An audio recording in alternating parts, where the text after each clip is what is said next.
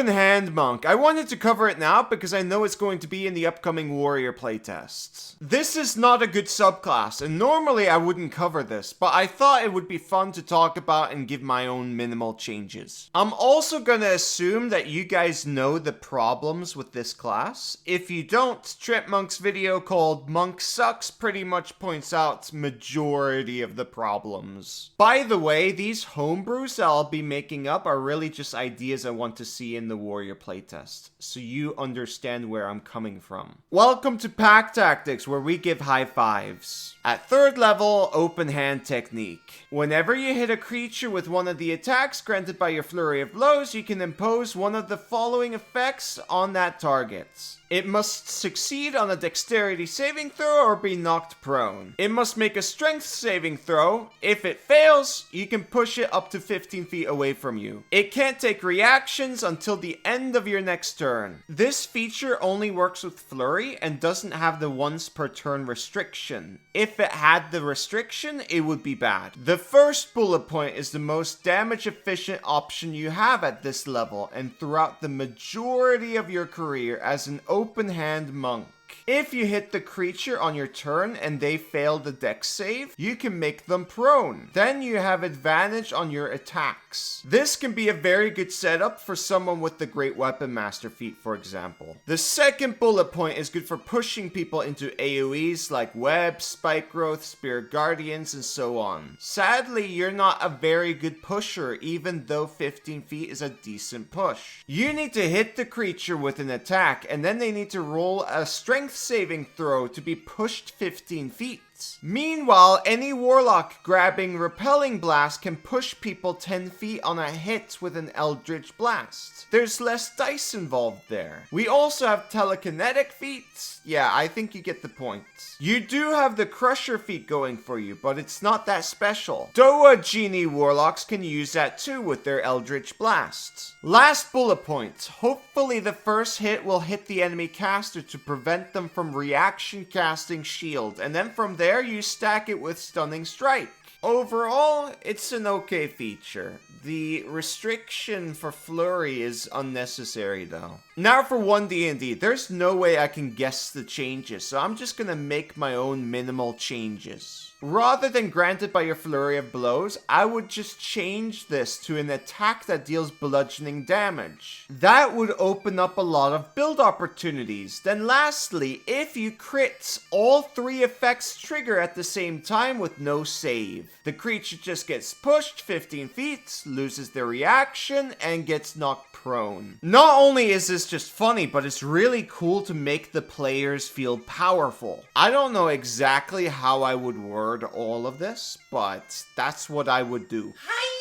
Next is Wholeness of Body. At 6th level, you gain the ability to heal yourself. As an action, you can regain hit points equal to 3 times your monk level. You must finish a long rest before you can use this feature again. This is an out of combat feature. I think this is going to get scrapped and we'll get a new feature, and I hope that happens. But with minimal change, I would change this to regain key points equal to your monk level because they're so starved for key. That's pretty much it. Tranquility at level 11. At the end of a long rest, you gain the effect of a sanctuary spell that lasts until the start of your next long rest. The spell can end early as normal. The saving throw DC for the spell equals 8 plus your wisdom modifier plus your proficiency bonus. Sanctuary is a great spell, but it's not good on a monk. The spell will just end as soon as you have a turn because attacking is all you do anyways. I would scrap this. With minimal changes again, I would let them cast Sanctuary on other creatures a number of times equal to your proficiency bonus. Regain on a short rest. This change to Tranquility will obviously encourage teamwork, which is what marshals need. For some odd reason, marshals are so selfish when it comes to stuff like that. And this feature, Rules as Written, is a perfect example of what I mean. And it's not even good on them. You should cast Sanctuary on the wizard that's concentrating on a really important spell. If you did that, that's a massive move. So this next feature will give you a heart attack if you're not ready for it. So so let's make you ready. This video is sponsored by Only Crits, where you buy dice and you get an adventure with the dice for free. In this case, we need the perfect monk kit. The Dragon Eye multiple dice set is perfect for the job. It comes with 6 sets of dice. You see, first you need to roll attack 4 times because of extra attack and flurry, and then you roll the damage dice, and then you force the creature to make saves, so the DM has to roll too. It's a lot of rolling dice, so you need more dice. Reject spellcasters! Become monk!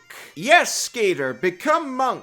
The funnest part about Monk is that right out of the gates, you just roll a lot of dice, even at low level. I think that's a huge highlight for the class itself, and it's why a lot of people enjoy this class. Only Chris can enhance your Monk gameplay by giving you even more dice to roll. I highly recommend you check him out, and if you do, please press the link in the description. That helps me too. onlycrits.com/packtactics. And if you like what you see, you can get some dice yourself. Use the coupon code PACKTACTICS for 12% discount.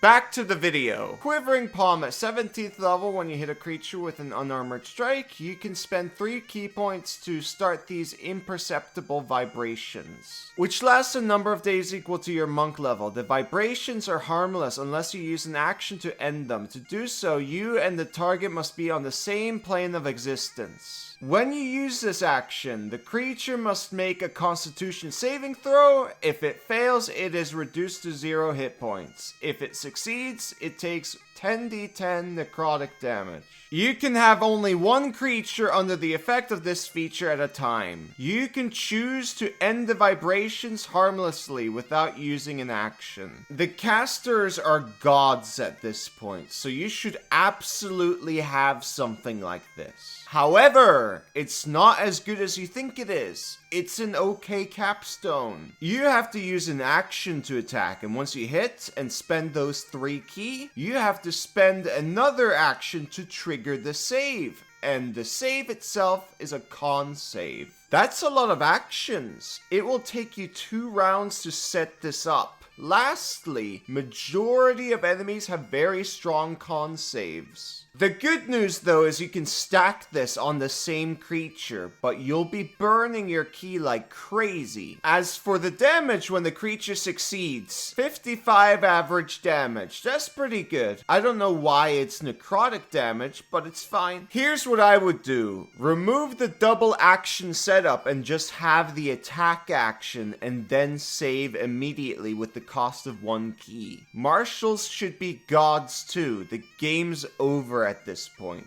You should give them stupid things. Also, why isn't this a main feature? I don't understand. Conclusion, this was a small trip down memory lane. I haven't read this in 3 years. Open Hand Tech and Quivering Palm are really fun mechanical ideas. The subclass sucks though, because the class sucks. End of video. But Kobold, people want to know. You said Monk was not the weakest class in the game. Why? Monk is the weakest class in the game if they're using melee. Basically, playing the Monk normally is the weakest class. The reason is they do bad damage that's a little bit over cantrip damage, bad control features, bad AC, key gets drained too quickly, disengage cost key, the level 11 gap, multi-class problems. You get the point.